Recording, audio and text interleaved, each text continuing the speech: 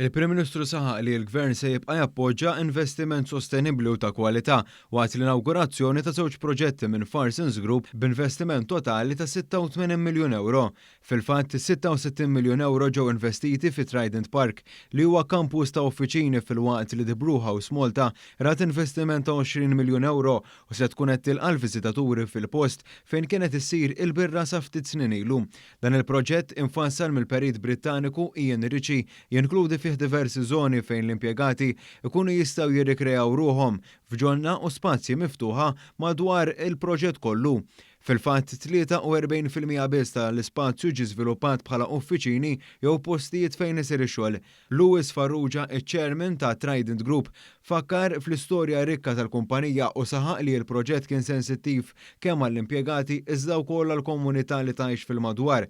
F'kumment ma' dan l-istazzjon Farrugia spjega kif minħabba li l-produzzjoni tal-birra mxiet fl-aħħar snin, il-grupp kellu jħares lejn kif l-aħjar li utilizza dan l-ispazju.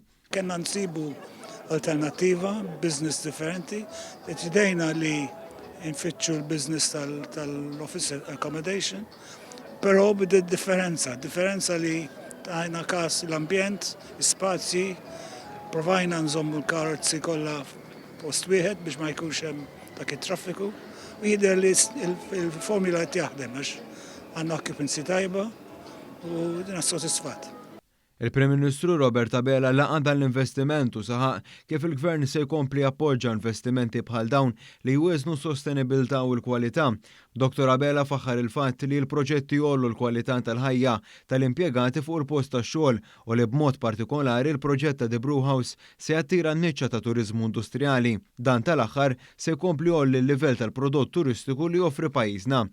Dwar il-qasam finanzjarju li wkoll se jkun parti mis-servizzi provduti minn dan il-proġett, il-Prim Ministru semma ir-rapport maħruġ mill-Awtorità Maltija Servizzi Finanzjarji li wera kif sena żdiedu b'26% il-persuni li jaħdmu f'dan is-settur minkejja l-isfidi internazzjonali. Il-Prim Ministru tkellem ukoll dwar it-tranzizzjoni ekonomika li qed jinbotta l-Gvern flimkien mal-privat u rrimarka wkoll l-importanza tal-qalba ambjentali.